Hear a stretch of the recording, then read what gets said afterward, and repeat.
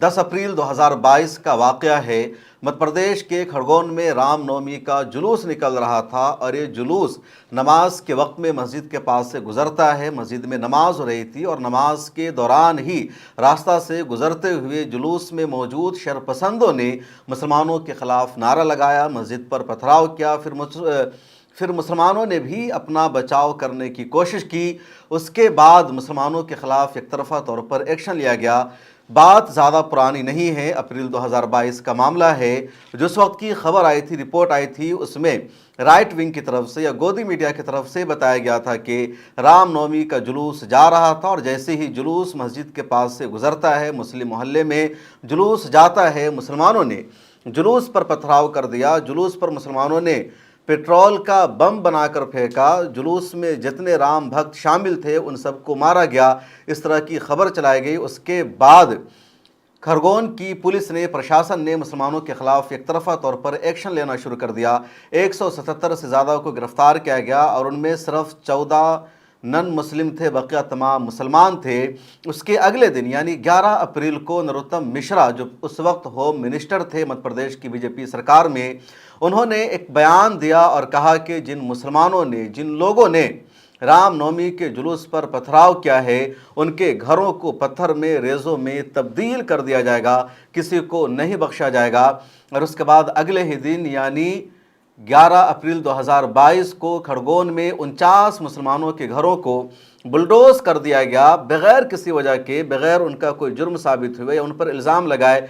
सीधे एक भीड़ जो वहाँ पर मौजूद थी, उनमें से अफराद को चुना गया, उनको निशानजद किया गया और उनके घरों को बुलडोज कर दिया गया। खरगोन में कर्फ्यू नाफिज था और इस दौरान उनके घरों को तोड़ा गया, घरों से सामान निकालने का भी मौका नहीं दिया गया।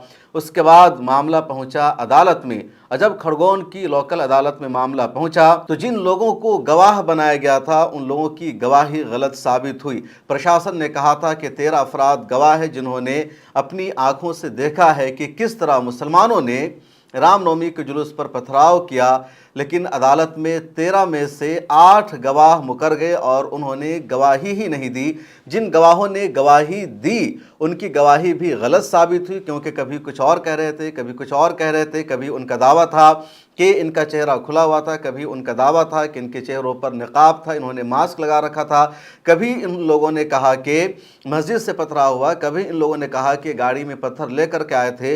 तो अलग अलग दावा था और इसी वजह से अदालत ने ये तस्लीम किया कि जिन लोगों ने गवाही दी है उनकी गवाही में कोई जान नहीं है। उसके अलावा अदालत ने यह भी कहा कि टेस्ट आइडेंटिफिकेशन परेड नहीं कराई गई जांच के दौरान, इसलिए भी ये बात गलत है। इसके अलावा फोरेंसिक जांच में बात भी सामने आई। पुलिस ने, प्रशासन ने दावा किया था कि मुसलमानों ने पेट्रोल बम का इस्तेमाल किया था या डीजल से उन्होंने पेट्रोल बनाया था और उसको फेंका गया था रामनवमी के जुलूस पर। लेकिन जब उनकी जांच हुई तो पता चला कि उन सामानों पर न तो पेट्रोल का आसार मिले हैं, न डीजल लगा हुआ था, न ही मिट्टी का तेल लगा हुआ था। यह सब झूठ है। झूठा दावा किया गया मुसलमानों को फंसाने के लिए और बेशुमार मुसलमानों को जेल में बंद रखा गया। तो अब मध्य प्रदेश के खरगोन की लोकल अदालत ने सबूत न होने की बुनियाद पर या गलत इल्ज़ाम लगाए जाने की बुनियाद पर 11 को बरी कर दिया है। वो बाहर आ गए हैं और उनका मुकदमा लड़ रही थी एपीसीआर के सेक्रेटरी जनरल है नदीम खान। वो लगातार इस तरह के मुकदमे को लड़ते हैं, मजलूम मुसलमानों का साथ देते हैं। अब सवाल यह है कि नरोत्तम मिश्रा साहब, जिनको इस वक्त खुद बीजेपी ने बाहर का रास्ता दिखा दिया, जलील कर दिया और इनको अपने इलाके से भी टिकट नहीं मिला, उपचुनाव लड़ने की पूरी तैयारी कर रहे थे, पिछले दिनों ये रो रहे थे, इनके आंसू बह रहे थे। ये वही नरोत्तम मिश्रा है जिसने साल 2022 में 49 मुसलमानों के घरों को तोड़ दिया, 175 से ज़्यादा मुसलमानों को इसने जेल भेज दिया और मुसलमानों पर इल्ज़ाम लगा दिया गया कि उन्होंने पथराव किया है।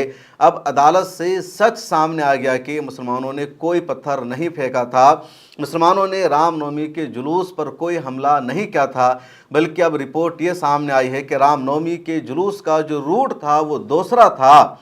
लेकिन उस रूट से जाने के बजाय मस्जिद के रास्ते से लोग जानबूझकर गुजरे थे और मस्जिद के सामने जाकर इन लोगों ने तेज़ आवाज़ में गाना बजाया था, डीजे का इस्तेमाल किया था, मुसलमानों के ख़िलाफ़ आपत्तिजनक नारे इन्होंने लगाए थे, मुसलमानों को भड़काया था और मस्जिद में नमाज हो रही थी। मुसलमानों ने बाहर आकर इनको समझाया और कहा कि मस्जिद में नमाज हो रही है, कुछ देर रुक जाओ या फिर यहाँ से गुजर जाओ, लेकिन ये लोग जानबूझकर मस्जिद के पास रुक जाते हैं और तेज़ आवाज़ में डीजे बजाते हैं, मुसलमानों के खिलाफ नारे लगाते हैं। उसके बाद ही माहौल ख़राब हो गया और फिर मस्जिद पर इन लोगों ने पथराव भी कर दिया। मस्जिद की खिड़की टूट गई थी, मस्जिद को नुकसान पहुंचा था, मस्जिद के अंदर तक जो दंगाई है पहुंच गए थे और उल्टा मुसलमानों के खिलाफ भी एक्शन लिया गया था। अब अदालत से इन सब को इंसाफ मिल गया है। प्रियांक खड़गे जो कर्नाटका के होम मिनिस्टर है, उन्होंने एक मरतबा फिर आरएसएस पर हल्ला बोल दिया है।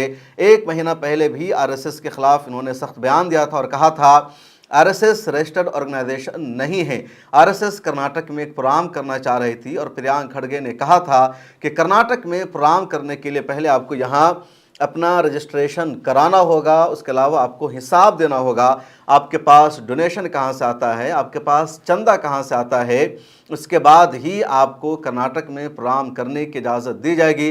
प्रियांक खड़गे ने मोहन भागवत को बाज़ाब्ता लेटर भी लिख दिया था और पूरे आरएसएस में खलबली मची हुई थी। प्रियांक खड़गे ने एक मरतबा फिर आरएसएस के नाम अपना एक बयान जारी किया और उन्होंने कहा कि आरएसएस मुल्क मुखालिफ संगठन है, देशद्रोही संगठन है और आरएसएस ये दावा करती है कि हम देशभक्ति की सर्टिफिकेट तकसीम करते हैं, लेकिन सबसे ज़्यादा देशभक्ति अगर किसी संस्था में नहीं पाई जाती है, कोई संस्था अगर राष्ट्र विरोधी है तो वो यही आरएसएस है।